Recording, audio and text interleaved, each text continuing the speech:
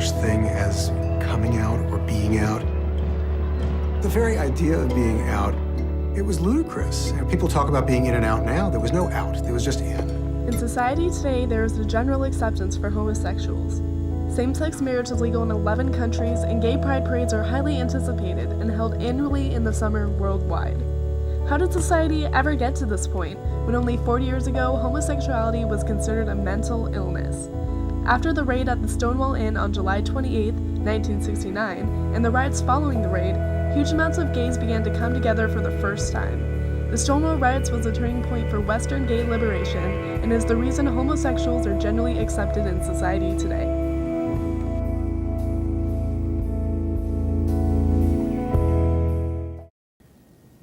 And if we catch you in vow with a homosexual, your parents are going to know about it first. And you will be caught. Don't think you won't be caught. Because this is one thing you cannot get away with. This is one thing that if you don't get caught by us, you'll be caught by yourself. And the rest of your life will be a living hell. Before the Stonewall Riots, homosexuals were seen as mentally ill, immoral beings that knew not to tell their homosexuality to anyone. Homosexuals were thought to be the main culprits of child molestation, and to be found out usually resulted in imprisonment, loss of job, family, friends, sometimes suicide, and to be sent to an institution to try to be cured. Institutions attempted to cure homosexuals by showing gay males pornography while giving them electric shocks, conducting procedures or surgeries, and giving gays a drug that gives the same feeling as drowning. As a result of this, many gays turned into walking vegetables. In rural areas, there was no way to be gay and not have everyone find out, which is why many homosexuals came to big, anonymous cities like New York. And I got to the corner of 6th Avenue and 8th Street, crossed the street, and there I had found Nirvana. There was all these drag queens and these crazy people, and everybody was carrying on. I made friends that first day. There was one street called Christopher Street, where actually I could sit and talk to other gay people beyond just having sex. The Madison Society was the first gay organization started in 1950 by an English-born American labor advocate, Harry Hay. They met in a place with the blinds literally drawn, afraid the FBI was after them. The Madison Society aimed to get the straight public to see homosexuals as actual people. They began to draw up a constitution and use techniques similar to the ones used during the civil rights movement. They also created the word homophile to use instead of homosexual, to put an emphasis on love rather than sex, to give gay people a different public image. In the 1960s, gay bars were the place to go for homosexuals, and the Stonewall Inn was the most popular gay bar in Greenwich Village and acted as a refuge from the harassment of everyday society for gays. Like most gay bars during this time, it was controlled by the mafia and illegally served liquor without a liquor license. The mafia owned the jukeboxes, they owned the cigarette machines, and most of the liquor was off a truck hijacking. It was impossible for the club to make so much money unnoticed, interesting the police highly. Although raids at Stonewall were almost routine, the night of July 28, 1969 was different. At 1:20 a.m., the peak of the merriment, the police raided Stonewall and something unexpected happened. Gays fought back. Really unusual raid. Going in there in the middle of the night with a full crowd, the mafia hasn't been alerted, the 6th precinct hasn't been alerted. A rather tough lesbian was busted in the bar, but when she came out of the bar, she was fighting the cops and was trying to get away. And the harder she fought, the more the cops were beating her up, and the madder the crowd got. And as I'm looking around to see what's going on, police cars, different things happening, it's getting bigger by the minute. And some people come out and being very dramatic, throwing their arms up in a V, you know, as the victory sign. Things started off small, but there was an energy that began to flow through the crowd. People were screaming, pig, copper. People started throwing pennies.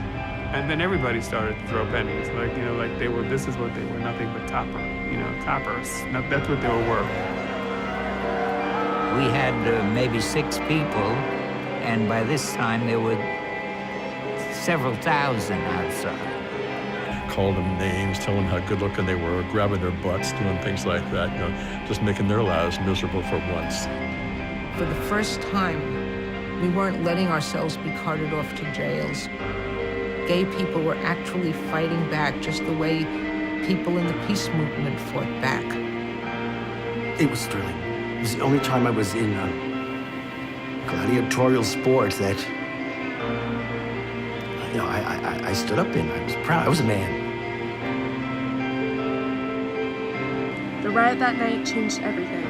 It was the first time gays had ever stood up for themselves. And the next night, people came back to riot outside of Stonewall and several nights after that, continuing the riots for 5 days, causing many to finally come out of the closet and fight for their rights. When it was clear that things were definitely over for the evening, we decided we needed to do something more. We knew that this was a moment that we didn't want to let slip past because it was something that we could use to bring more of the groups together. After Stonewall, what was called the New Homosexual was born.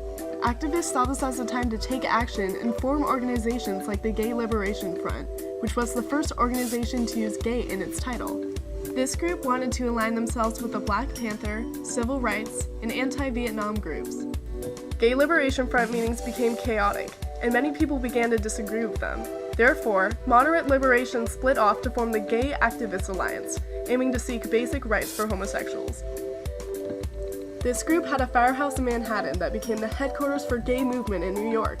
Dances were held in the firehouse that were told to change people's lives, and had at least a couple thousand people on Saturday nights.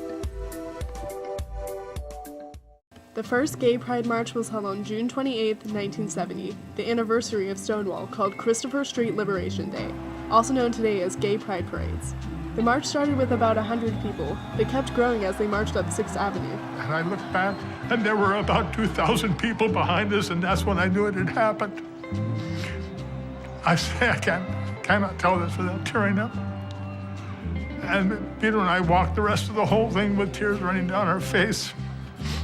In 1973, a huge accomplishment was made when Robert Spitzer concluded that homosexuality did not meet the requirements of a psychiatric disorder. Therefore, homosexuality was no longer considered a mental illness. Homosexuality started to play a part and make achievements in politics due to influential people such as Harvey Milk. Harvey Milk was the first admittedly gay person to become a state representative and made national headlines when he was elected city supervisor of San Francisco in 1977. At least half of homosexuals, including Milk, had moved to San Francisco between 1969 and 1977, with assertiveness from the Stonewall riots. He encouraged all homosexuals to step out of the closet and organized the Castro Valley Association, the gay community's first independent source of political power. And then, when Harvey Milk was murdered at the peak of his popularity, people only followed his words even more. As the 1970s ended, the gay community was making massive progress, even when faced with overwhelming obstacles. When the outbreak of AIDS hit the gay community, many were shocked and afraid, especially afraid it ruined the community. However, the spread of AIDS caused the whole gay community to come out in a way. No healthcare would help until gay doctors stepped in and built organizations to help support. After Congress member Stuart McKinley died from AIDS, other people in Congress began to come out as well. The community grew and kept growing. People began to come together more in San Francisco, forming AIDS marches and riots. AIDS forced the gay and lesbian movement to nationalize, institutionalize, and aggressively pursue the mainstream. Since then, homosexuality has made massive accomplishments to becoming the mainstream. Gay pride parades are held annually around the world in July to celebrate the night of the raid at Stonewall, which changed everything. And all of us are created equal. Is the star that guides us still, just as it guided our forebears through Seneca Falls and Selma and Stonewall. The Stonewall riots brought attention to the public about the problems with gay mistreatment and equality in society, and how they were not going to take it anymore. Stonewall kindled the nation's gay right movement and is still ever present in society today. With same-sex marriage now legal in this state, we have achieved things we never thought we could thanks to Stonewall.